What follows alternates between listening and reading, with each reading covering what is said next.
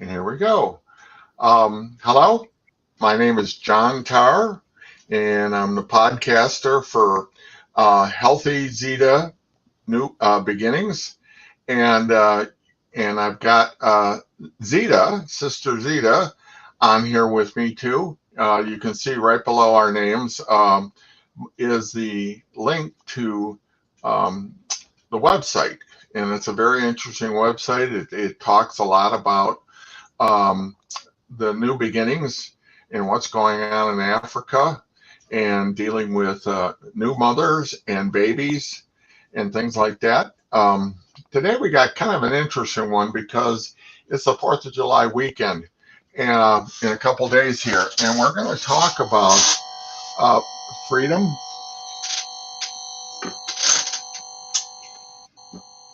Okay, there was a buzz. Did you hear that? Yeah. Okay, I'm bringing in Emily so she can hear us too. Anyway, so we're going to be talking about the 4th of July and what that means. First question I want to ask you, Zita, and by the way, hello, it's good to see you. Hi, Can John. you real quickly tell us about Zita's Healthy Beginnings? With yeah, compress it to maybe 1 minute, okay? Yeah, sure. Hi everyone. My name is Sister Zita Iwuoha. I am the founder of Zita's Healthy Beginnings. Welcome to Zita's Healthy Beginnings podcast. And today we are talking about, the 4th of July and the celebration. But quickly, let me tell you what Zita's Healthy Beginnings is about. This is a nonprofit organization that is founded here in the United States as well as in Nigeria. And the whole purpose is to reduce the high rate of maternal and infant mortality that is really ravaging our countries right now. In fact, it's a global issue, but we're starting where we are and reaching out to the rest of the world. And we do this through education, advocacy, training of doulas and community health workers. And ultimately, in Nigeria, where we are right now, we are planning, in addition to everything else we're doing, to actually construct a maternity hospital where women and children can really get the appropriate healthcare services that they so deserve. Okay, very good, very good. Like I said before, this is the 4th of July weekend. So we're going to talk about freedom. What's it mean like in the United States? And also, let me ask the first question for you, Zita. Do you celebrate in Nigeria something similar to the 4th of July that we have here? Yes, in Nigeria, actually, it's interesting because our colonial masters are also the British that you guys have as your own colonial masters. Yes, Nigeria got her independence on October 1st, 1960, and that's way before I was born. And this is really an interesting, freedom that did not see the any bloodshed or anything. And that happened, like it was, I think, a mutual agreement. And the Britain was able to pull away from Nigeria and passed over, the governance to the people. And we celebrate that October of every year, October 1st. I see. Um, I can't say that happened here in the United States. There was a lot of bloodshed that surrounded the independence for the United States, which happened quite a while ago. The British had a real tight control on.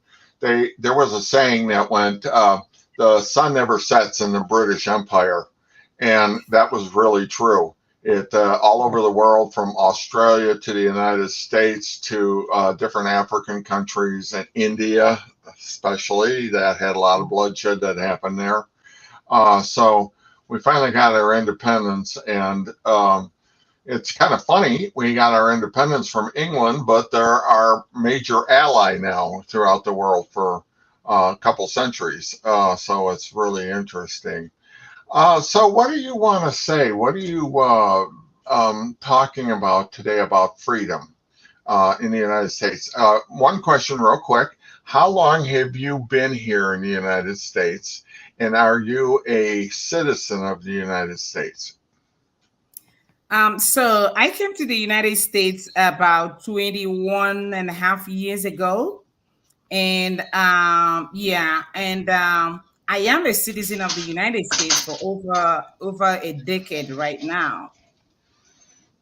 Okay. So when you got here to the United States, was it a real culture shock for you? Not really, because I came as a nun, a sister, and as a missionary for most of my life. I have had the opportunity to travel to different parts of the world, including England and Ireland, where I did a little study before coming to the United States. But I have to be, I have to be honest that the culture that exists in Nigeria or even Africa in general, and even in England and Ireland, are a little bit different from the culture here in the United States in so many different ways, food wise, the social aspect, how people live and relate. I have to say that the United States I found so on the high pace, of activities and lifestyle and stuff like that. And that was one of the culture shocks that I had, was that, I did not observe anybody talking about siesta, the rest that you get in the middle of the afternoon after you get your lunch. And I was really taken aback to see that other places I've been, including my own country, people take time to rest, probably because we live in the tropical, climate where the sun gets so high and hotter once it's 3 o'clock. So during my school days in Nigeria, we observed siesta at least for an hour and a half, where everybody takes off. And when I was in England, it was interesting. They observed it. Most places did observe, siesta time, even if you don't go to bed. But people close down, office, not offices, but shopping centers, for the most part, had that break to kind of observe siesta. So, but that didn't happen. I haven't seen that happen since I came to the United States, and that's one thing that really was a culture shock. And then the food, of course, every culture got their own food and their spice and everything else. And I found out that a lot of people eat out. That was not actually my culture.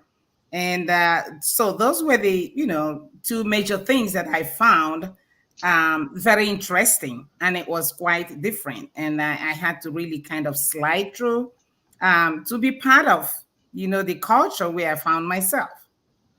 Right. I think that's a major problem in the United States, that people don't take that siesta time and really take an hour to hour and a half. I've been reading a lot of studies where they're pushing people to take naps now, so they can re-energize for the rest of the day. And I always thought that was probably a really good idea. I functioned better as I got older when I had a nap and I could get through to the rest of the day. But we've got to do that. If you're self-employed, you just got to do it, and plan for that. But a lot of Americans don't do it. I think our culture in the United States is way too fast. It's too fast. We don't think about things. We don't deeply. and we don't deal with a lot of things. I think it even draws over into our worship of our God. Uh, Everything is go, go, go, and I think it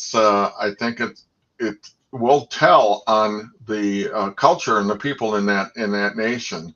So I think you're right. That's a good point. Now, when it comes to freedom, and I know I'm a big follower of a lot of wars that happened here. The Civil War in the United States back in the 1860s, and then I have done a lot of research on the Second World War the United States has participated in. So, and a lot of men did lose their lives the Second World War, especially across all of Europe and Japan, the United States. So, what is that? What is that? That the 4th of July, what Independence Day? What does that really say to somebody like you, from your perspective, coming from a different culture? What does that? What does that mean to you now?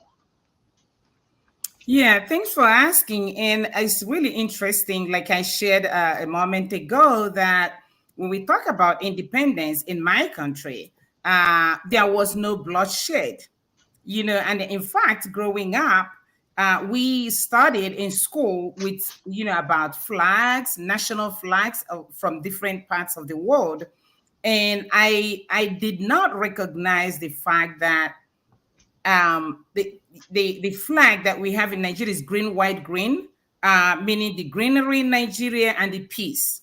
But then when I start seeing some colors, like in America, is the red, blue, and white, and the red the significance of the red.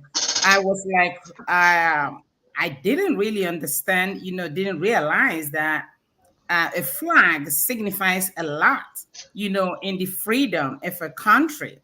And since I came to the United States, I started learning, especially when I was getting ready for my citizenship. I studied the history of America and found out how people literally fought for their independence, fought for their freedom, and how people really intentionally sacrificed, how their families intentionally, supported their people, soldiers, individuals, who really fought, who spoke up, who deliberately fought for the freedom of their country. And that the red color in the flag signified that bloodshed that happened. And so it really makes me feel so thankful that some people honestly fought for the freedom, and to the point of giving their life. Talk about Jesus. That was what he did for us. He went to the cross of Calvary for us, for our own redemption and for our own freedom. And when I think of those individuals who died fighting for the freedom of the United States, each time I think about, or we're planning or preparing to celebrate the 4th of July, I tend to go on my knees in thanksgiving, in prayer for all these numerous people, from the president to the last person that really dedicated their life to making sure that America experiences freedom, and that the freedom we have today did not just come cheap, that people really paid the price. And what I ask myself every day as I live in this wonderful, precious country is, as a citizen of the United States, how much, how often do I really recognize the sacrifices that people made? Because they were human beings like you and I, and they had families. They belonged to communities, and they built this community through paying the price. And so I ask myself every day, how grateful am I to these people? How grateful am I even to God for enabling, encouraging these people and giving me the opportunity to experience this, live in this free world today. And so for me, it is that whole thing of Thanksgiving. It is also an invitation and a challenge to make sure that every single day that I recognize this grace, I recognize this blessing, and that what I do is do some activity every single day that will add, that will appreciate the freedom in the country, and not really dwelling on my own individual concerns or selfish needs, instead of really thinking about what can I do to build the United States of America? What can I do? How can I invest in the lives of the United States citizens to empower them, to appreciate them, and to appreciate one another? Because each time we're doing that, we're really building the country and not really trying to take away. Because if we all keep taking away, that does not speak well of those people, and it does not really uphold the values that these wonderful men and women and even children paid their, for our freedom by their own blood. Right. Um, I know in this country lately, it is not popular to become patriotic. It seems to ebb and flow in this country, and we have a lot of problems right now. And if you know anything about our politics, it's gotten out of hand a little bit here lately, but it's true. One of the things that really set me off to really realize how many what happened on Independence Day is my wife and I used to take a trip to San Diego on a regular basis, and we used to go visit the big military cemetery in San Diego. They have them all over the country, and actually they have them in a couple of the rest of the world. In France, they have one right near Normandy, where the United States and Canada and England did the invasion into France and then into Germany. But there's a huge cemetery there. When Monica and I went up to the cemetery in San Diego, and it's way up on the bluff, and you can overlook the whole harbor of San Diego, the military harbor and everything. And there is a huge cemetery up there. You can just see graves and everything that just stretches way out into the horizon. And it really, the first time I was there, it shocked me, because it just finally got into my head how many humans that actually died, especially in the Second World War. But there was a lot of graves up there from the Korean War and then into Vietnam. So our country is well acquainted with war. Thank you for that, what you were talking about there. And it's very interesting to see that from a perspective of somebody that didn't grow up here. We just kind of take it for granted. But you grew up in a different country and then came here and then looked at all this, and then you probably got acquainted with the history of the United States, which is very interesting. God has been good to us here, even though it has come at a brutal price. I never actually served in the military. I grew up through the Vietnam War years, and there was a lot of demonstrations and a lot of riots and things in the United States. But a lot of young men my age actually went and fought, and many died over in Vietnam. So it has come at a huge price. What does this mean, independence mean for your organization, Zita Healthy Beginnings? What does that mean? How do you work that in there? Yeah, so like I said, Zita's Healthy Beginnings is a nonprofit organization that is actually working hard to ensure that women do not die during pregnancy. It's like healthy mother, healthy baby. And when we talk about independence, one can only be healthy, when they are independent in many ways. Like, you are healthy, you have everything you need to stay strong, to be who you are, and that a mom who is planning to become pregnant and to have a baby, that she is independent enough socially, economically, and even spiritually to be able to carry a baby to term. And independence, as we know it today, there are countries we're celebrating Independence Day.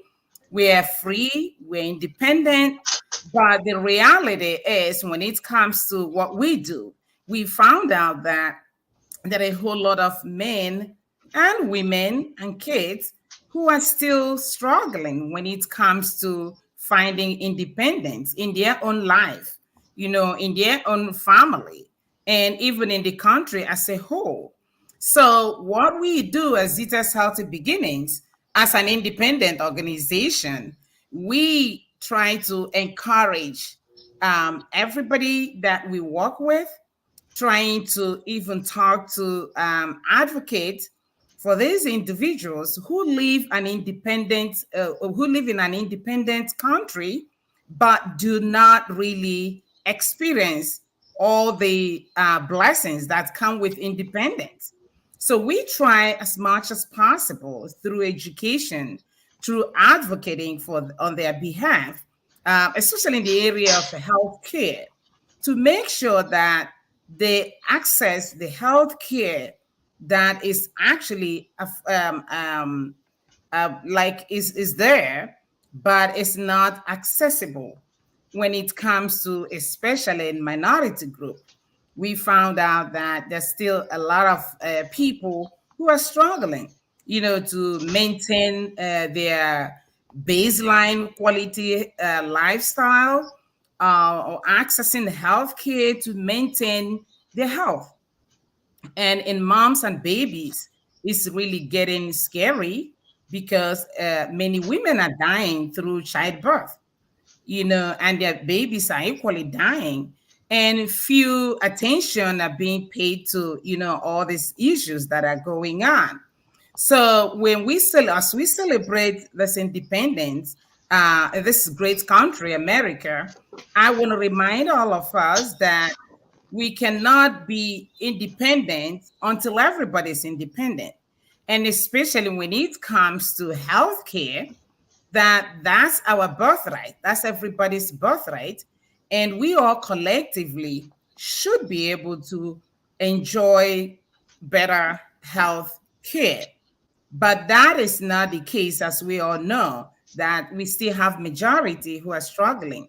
So Zita's Healthy Beginnings is joining hands with other organizations who are really proclaiming that healthcare services is a human right, and mother and baby's health services and care are really should be taken as a priority, because research has indicated that any nation's health will be measured from the statistics you have about the mom and the baby. So a healthy mom and a baby will ultimately result to a healthy nation. So as Zita's Healthy Beginnings, we work hard. We are working with a lot of healthcare organizations, individuals, and all we want to do, both here in the United States and elsewhere in the world, is to ensure that every mother and every baby is kept healthy. Because when they are healthy, the whole family is healthy. Right. That's a very good point that you're talking about here, Zita. I know freedom is a big deal to God. He gave us free will to celebrate and be, to so we weren't robots, and that we could have somewhat decision making of our own in our own way, and so freedom is a big deal. I'm going to do a present here just a little bit on the share screen, and and I'm going to bring up right now, I'm going to bring up Zita's website, okay? And here it comes right now. And this is Zita's website. And the reason why I'm showing this is I'm recommending that people come to Zita. We have places in there where you can donate money to what's going on. Tell us a little bit about the hospital that you're trying to make over there in Nigeria. Yeah, so as I said earlier, in the United States, we have a wonderful healthcare system, except that it's not really accessible by a lot of people, a lot of minority population. But in Nigeria, in Africa in general, the story is different. We don't even have a healthcare system that is functional. Many people do not experience any kind of healthcare services, either from the government or from their local or whatever. Everything is paid, out of pocket. And even so, you don't even have a healthcare system that is reliable or that is sustainable. So there's a lot of poverty, especially in Nigeria right now, where people struggle to just make a living. So when we talk about healthcare services, it's like something that is outside or beyond their scope because financial people cannot access healthcare. So what we are trying to do right now is to ensure that we get funding from organizations, our friends and families who donate so we can construct a standard maternity hospital, because we go there every year to educate, to treat women, but that's something that is not really permanent. It's very temporary. Zita, can Yes. you hold on a second? I'm showing some photographs from Okay. some of your trips that you're making over there. So I wanted to come up alongside about what you're talking about. Okay. These are over the last couple of years photographs from what was going on when you go over there. You go over once a year, right? Yes. Okay. And it happens when you're there for that. What is it, a couple weeks? Yes. Okay. And you can see that there's a lot of people coming in here. Those images went kind of white. I'm going to find out what's going on here. But this is That's our farm. yeah, That we have also started an organic farm that will really enhance the health of our mothers, because they are learning how to practice organic farming, growing their own, and that also is self-sustaining. And we're equally looking for funders because we got a lot of land that could be utilized for the benefit of the mothers in the community. right. Right. Very good. Okay, as we wind down here to our 30-minute mark, I just want to tell people again, I hope you enjoyed this. We do podcasts. We're going to try to start doing them on a regular basis, once a week on Tuesdays. And we're going to be doing a lot more blogging too, so we can keep you informed about what's going on. Like I said, my name is John Tarr. I'm the website designer and graphic designer for Zita's Healthy. I volunteer my time to do this. And I just want to say that it's been really a wonderful thing.